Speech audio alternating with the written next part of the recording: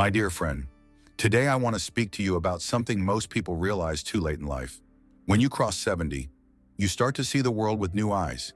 You realize that many of the people you once called friends disappear like morning mist. The social circles shrink. Children get busy with their own lives. Old colleagues vanish into their own struggles. You stand at the window in the early morning, holding your cup of tea, watching the silent trees. You understand then that only a few companions truly matter in this fragile final chapter. I have spent over 40 years as a physician caring for seniors, sitting beside bedsides in hospitals, visiting homes where the smell of medicine and loneliness hang heavy in the air. In all those years, I noticed a pattern so powerful it haunted me. There are only 4 true friends you can rely on when your hair turns silver. Only 4. Choose them wisely, because choosing the wrong ones could cost you your peace, your health, even your life. The first friend is your body. You may not think of it as a friend, but it is the oldest companion you have. It has carried you through storms, through heartbreaks, through celebrations and tragedies. Yet we often abuse it. We feed it too much salt, too much sugar. We deny it sleep. We push it to exhaustion. A study from Harvard in 2017 showed that seniors who maintained even moderate physical activity had a 40% lower risk of cognitive decline. That means moving your body regularly is like sending a love letter to your brain, your muscles, your bones, your heart. We often forget that as we age. Our body begins to lose muscle mass and bone density. Sarcopenia, the age-related loss of muscle, starts as early as 50, but if you move, if you stay active with gentle walks, light strength training, yoga or Tai Chi, you slow this decline dramatically. Your body becomes your protector rather than your betrayer. I remember Mrs. Sharma, an 82-year-old woman who came to me with severe knee pain. She had stopped moving after her husband passed away. She sat all day, watching old television shows. Within 2 years, her legs had weakened so badly she needed a walker. We started a gentle physiotherapy plan, simple chair exercises, light stretches. Gradually, she reclaimed her strength. After 1 year, she told me she felt alive again. "Doctor, my legs have become my friends again," she said with tears in her eyes. Your body, my dear, is your first and most loyal friend. Cherish it. The second friend is your mind. Oh, how we neglect this friend. We fill it with regrets, fears, unfinished business. We replay old arguments like broken records. But your mind needs care just like your body. According to a study published in The Lancet in 2020, up to 35% of dementia cases worldwide are linked to modifiable risk factors, meaning, by staying mentally active, learning new skills, solving puzzles, reading books, engaging in social conversations, you can protect your mind. I once treated a retired teacher, Mr. Pillai, who started learning Spanish at 75. His reason was simple. He wanted to surprise his granddaughter who lived in Spain. That small act of curiosity protected his brain. Until his final days, he had sharp memory and a twinkle in his eyes. Meditation, deep breathing, journaling, all these help calm the mind, reduce the constant storms of anxiety. The mind is not just an organ. It is the seat of your identity, your memories, your stories. When you protect your mind, you protect your sense of self. Without this friend, even the strongest body feels like an empty shell. The third friend is your purpose. Yes, purpose is a friend, and perhaps the most overlooked one. Many seniors think that after retirement, their value to society ends. Nothing could be further from the truth. A large-scale study in 2014 by the University of Carleton found that having a strong sense of purpose reduced mortality risk by up to 15%. Purpose is a mysterious force. It makes you get out of bed even when your knees ache. It makes you smile at the small things. It keeps your spirit awake. I have seen elders who volunteer at community kitchens, who teach neighborhood children, who grow flowers on their balconies and gift them to neighbors. One 90-year-old man I knew started a free morning laughter club in the park. Every morning he gathered a small group. They laughed together, stretched, shared jokes. This simple act gave him a reason to live beyond just survival. When you lose purpose, your days become long shadows. Time feels heavy. You start counting the hours instead of living them.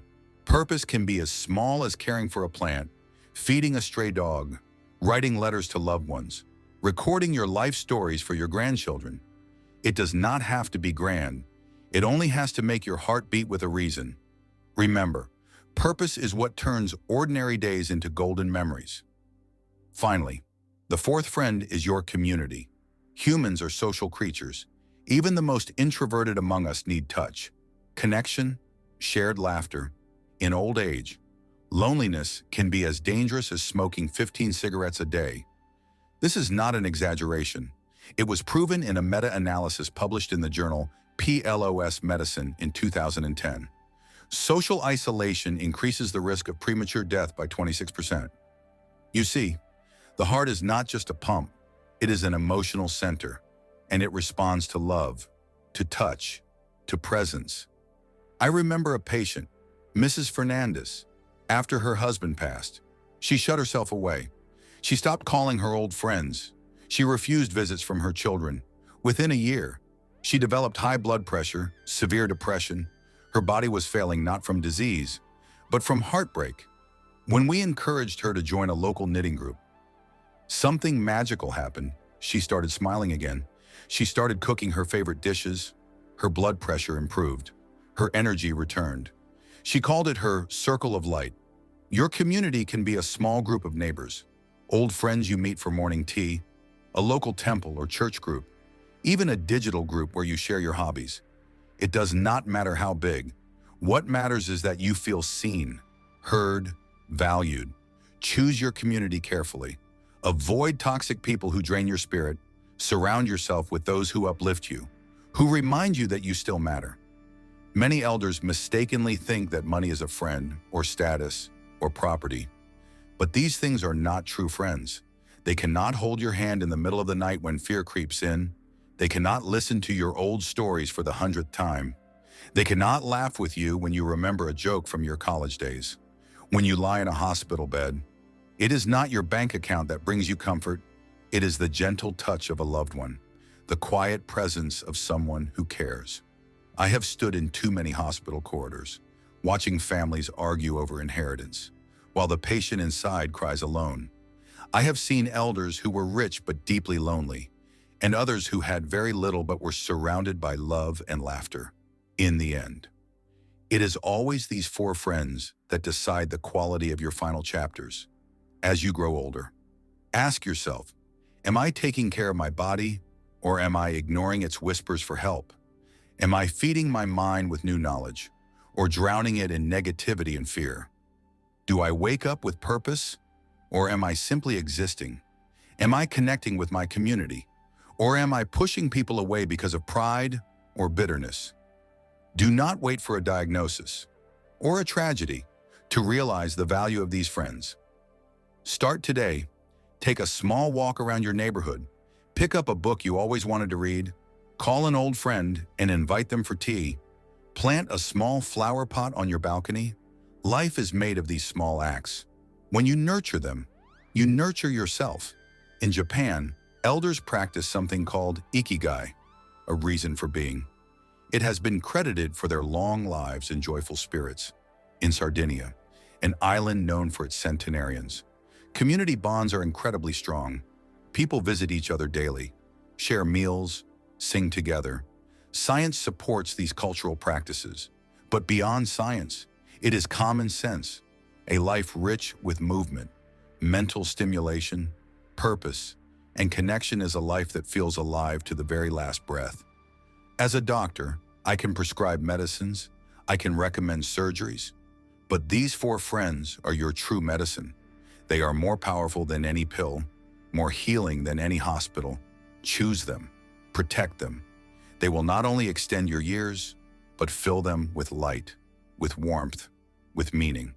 I hope you carry this message deep in your heart when you sit quietly in your room tonight. Think about these four friends. Write them down if you must.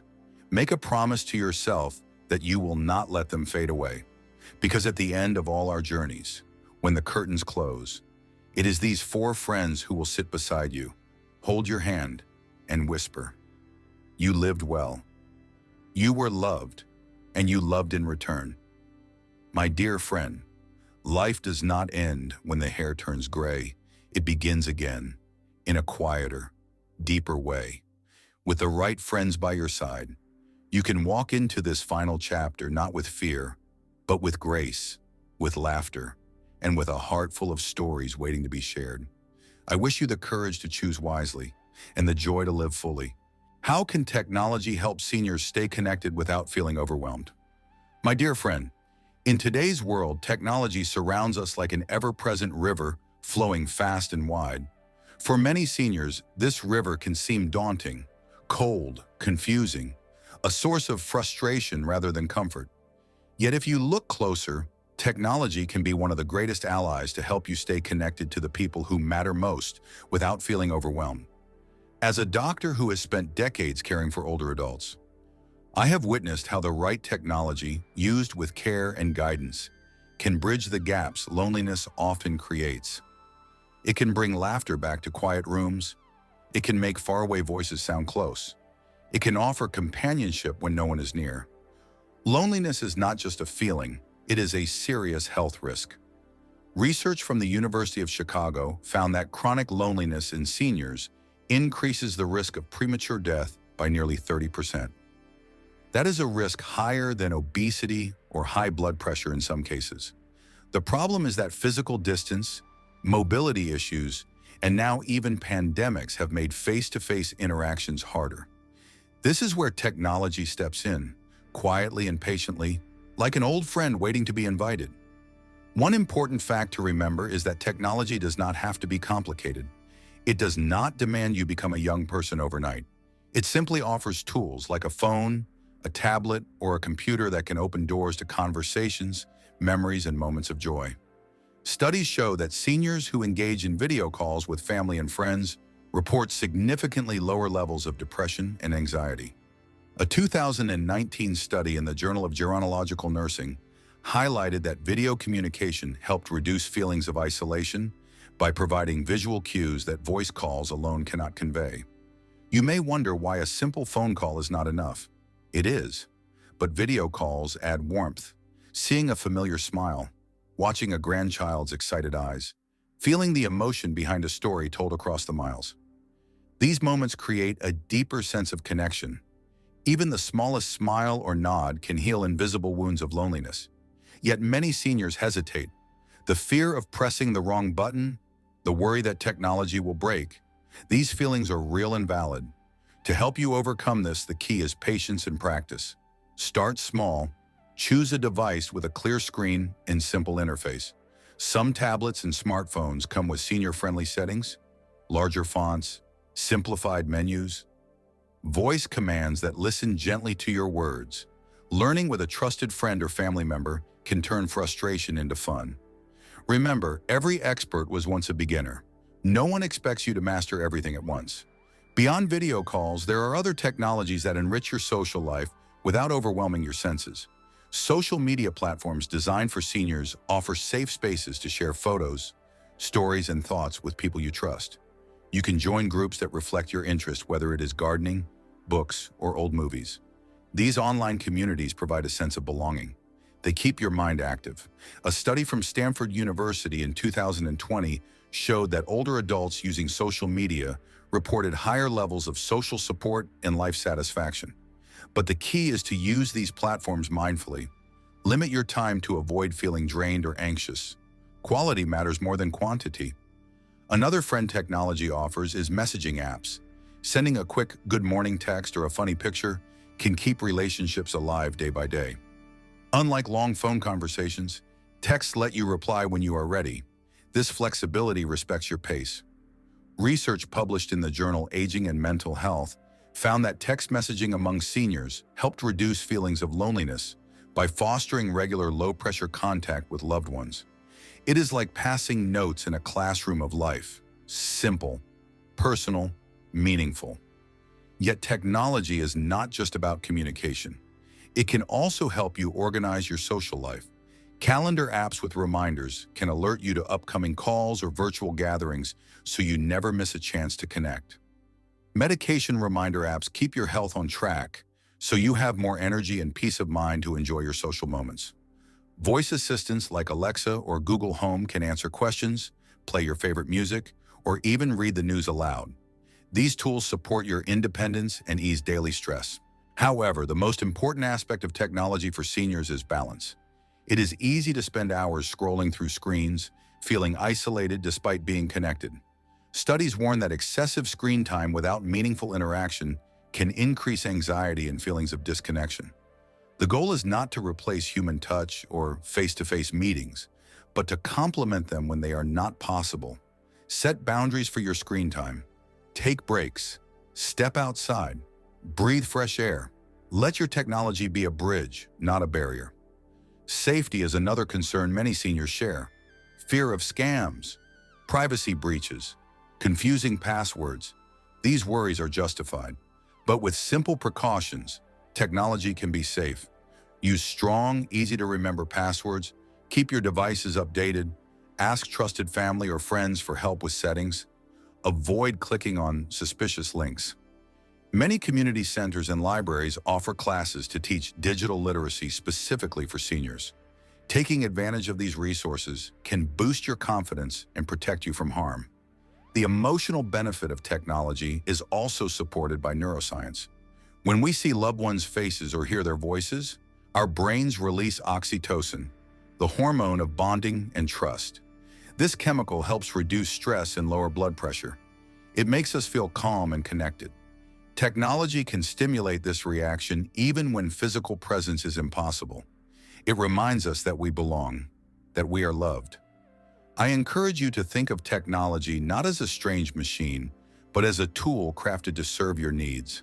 Like a sturdy walking cane or a favorite book.